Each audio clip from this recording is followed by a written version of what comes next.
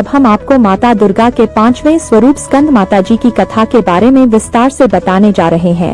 आप इसे ध्यान पूर्वक सुनिए और धर्म लाभ लीजिए। आइए सुनते हैं स्कंद माता जी के बारे में। नवरात्र का 5वां दिन माता के स्कंद माता स्वरूप की करें आराधना, पाएं मनोवांछित फल। जानिए स्कंद माता की पूजा विधि, कथा, भोग, मंत्र आदि के बारे में विस्तृत जानकारी में। नवरात्रि चाहे वह शारदेय हो वासंतेय, हर नवरात्र के 5वें दिन स्कंद माता की आराधना की जाती है। भगवान शिव और माता पार्वती के पुत्र कार्तिकेय को स्कंद के नाम से भी जाना जाता है। भगवान स्कंद को माता पार्वती ने प्रशिक्षित किया था, इसलिए माता दुर्गा के 5वें स्वरूप को स्कंद माता कहते हैं। स्कंद माता का नाम 2 शब्दों से मिलकर बना है, स्कंद व माता, और इसका अर्थ होता है स्कंद की माता। स्कंद का अर्थ है कार्तिकेय, जो कि महादेव और माता पार्वती के पुत्र हैं। माता का अर्थ है माँ, और इसी प्रकार स्कंद माता माता पार्वती का ही एक रूप है। अगर आप जगत जननी माता दुर्गा की आराधना करते हैं और अगर आप माता दुर्गा जी के भक्त हैं, तो कमेंट बॉक्स में जय भवानी, जय दुर्गा अथवा जय काली माता लिखना न भूलिए।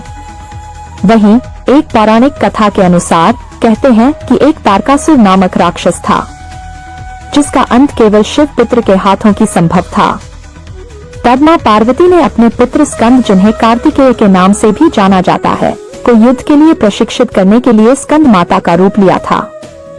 स्कंद माता से युद्ध प्रशिक्षण लेने के बाद भगवान कार्तिकेय ने तारकासुर का अंत किया था। जानिए स्कंद माता को किन नामों से भी जाना जाता है। स्कंद माता हिमालय की पुत्री पार्वती हैं। इन्हें माहेश्वरी और गौरी के नाम से भी जाना जाता है। पर्वतराज हिमालय की पुत्री होने के कारण पार्वती कही जाती है। इसके अलावा महादेव की पत्नी होने के कारण इन्हें माहेश्वरी नाम दिया गया और अपने गौर वर्ण के कारण गौरी कही जाती है। माता को अपने पुत्र से अति प्रेम है।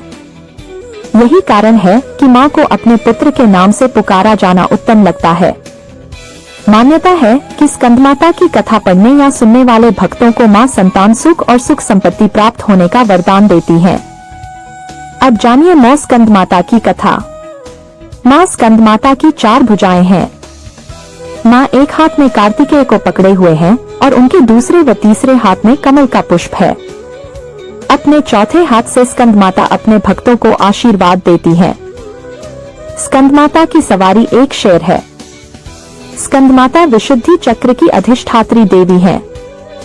विशुद्धि चक्र हमारे गले के उभरे हुए भाग के ठीक नीचे स्थित होता है। मां स्कंद माता की सच्चे मन से पूजा करने से विशुद्धि चक्र जागृत हो जाता है, जिससे वरी की सिद्धि प्राप्त होती है। मां स्कंद माता का वाहन मयूर भी है, इसलिए इन्हें मयूर वाहन के नाम से भी जाना जाता है। उनका वर्ण यानी त्वचा का रंग शुभ्र है। माता हमेशा कमल पर विराजित रहती हैं और इसलिए वह पद्मासना देवी के रूप में भी मानी और पूजी जाती हैं। मां स्कंद माता का मन पूर्ण रूप से लौकिक और सांसारिक संबंधों से दूर रहता है।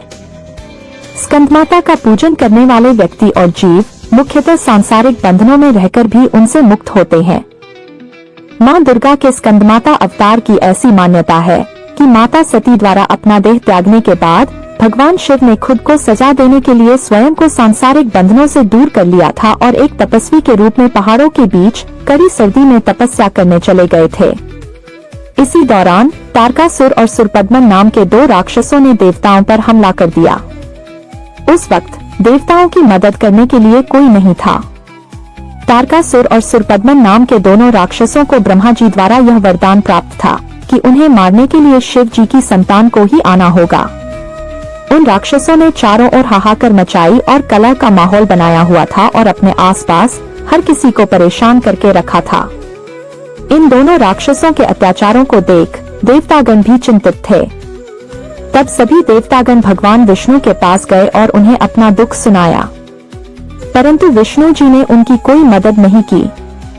विष्णु जी से मदद न मिलने पर देवताओं ने नारद जी के पास जाने का विचार किया। उन्होंने नारद जी से कहा कि यदि वह माता पार्वती से भगवान शिव को पति के रूप में पाने के लिए तपस्या करने को कहेंगे, तब शायद भगवान शिव उनसे शादी कर ले और उनके मिलन से महादेव की संतान जन्म ले, जो उन राक्षसों का वध कर सके। इसलिए नारद जी के कहे अनुसार माता पार्वती ने भगवान शिव को पति के रूप में पाने के लिए घोर तपस्या की और उनकी भक्ति से खुश होकर भगवान शिव ने उनसे विवाह करने का निर्णय लिया। विवाह के पश्चात माता पार्वती और भगवान शिव की ऊर्जा से एक बीज का जन्म हुआ। बीज के अत्यधिक गर्म होने के कारण उसे अग्निदेव को सरवाना नदी में सुरक्षित रखने के लिए सौंपा दिया गया।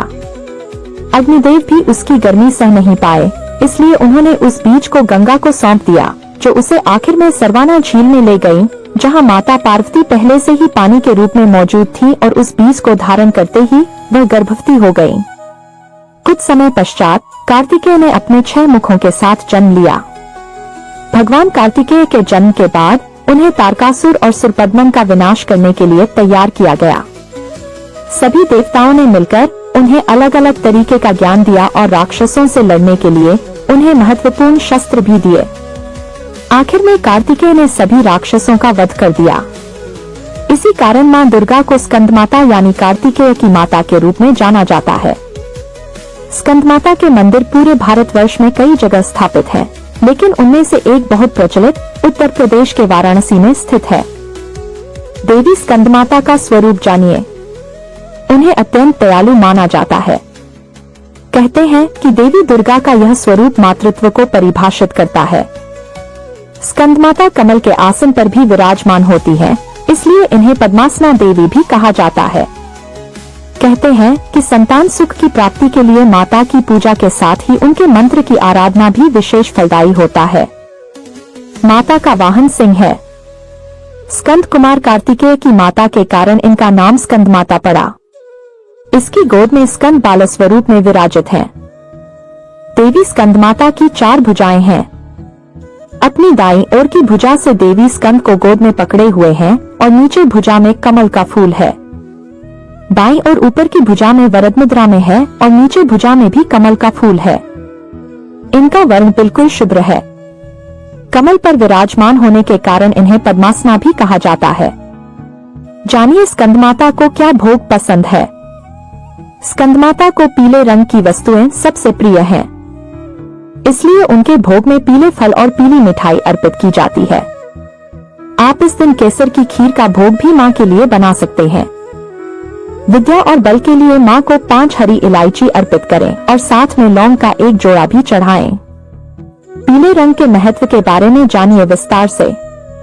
स्कंदमाता की पूजा में पीले या फिर सुनहरे रंग के वस्त्र पहनना शुभ माना जाता है। मां का श्रृंगार पीले फूल से करें और मां को सुनहरे रंग के वस्त्र अर्पित करें और पीले फल चढ़ाएं।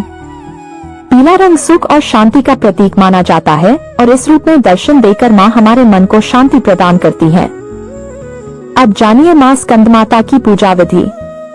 मां स्कंदमाता के लिए आप ब्रह्म मुहूर्त में जल्दी उठकर स्नान कर लें और पूजा के स्थान को गंगाजल से शुद्ध कर लें।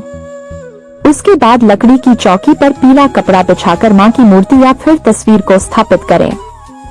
पीले फूल से मां का श्रृंगार करें। पूजा में फल, फूल, मिठाई, लौंग, इलायची, अक्षत, धूप, दीप और केले का फल अर्पित करें। उसके बाद कपूर और घी से मां की आरती करें। पूजा के बाद क्षमा याचना करके दुर्गा सप्तशती और दुर्गा चालीसा का पाठ करें। मां आपका कल्याण करेंगी और आपकी सभी इच्छाएं पूर्ण करेंगी। आइए जानते हैं माता की आराधना का विशेष मंत्र। ओम देवी स्कंदमाताय नमः। इसका अर्थ होता है ओंकार स्वरूपी स्कंद माता, जो कि अपने भक्तों की समस्त इच्छाओं को क्षण भर में पूर्ण कर देने वाली है। उनके चरणों में बारंबार नमस्कार है। स्कंद माता की उपासना से बाल रूप स्कंद भगवान की उपासना स्वयं हो जाती है। मां स्कंद माता की उपासना से उपासक की समस्त इच्छाएं पूर्ण हो जाती हैं। हमें भी स्कंद माता की शरण प्राप्त हो, यही प्रार्थना करना चाहिए। जानिए मां स्कंद माता का पूजा मंत्र। सिंहासना गता नित्यं पद्माश्री तकद्वया। शुभदास्तु सदा देवी स्कंद माता यशस्विनी। या देवी सर्वभूतेषु मां स्कंद माता रूपेण संस्थिता। नमस्तस्य नमस्तस्य नमस्तस्य नमो नमः। मां दुर्गा का स्कंदमाता अवतार हमें यह सिखाता है कि कैसे एक मां सदैव अपने बच्चे को अच्छाई की ओर बढ़ना सिखाती है। यदि कभी जीवन में बुराई का सामना करने के लिए शस्त्र भी उठाने पड़े तो मां अपना पूरा समर्थन देती है। इसलिए हमें अपनी माँ का सदैव सम्मान करना चाहिए और उन्हें हर चीज के लिए आभार प्रकट करना चाहिए। हरि ओम। अगर आप जगत जननी माता दुर्गा की आराधना करते हैं और अगर आप माता दुर्गा जी के भक्त हैं, तो कमेंट बॉक्स में जय भवानी, जय दुर्गा अथवा जय काली माता लिखना न भूलिए। यहाँ बताए गए उपाय, लाभ, सलाह और कथन आदि सिर्फ मान्यता और जानकारियों पर आधारित हैं।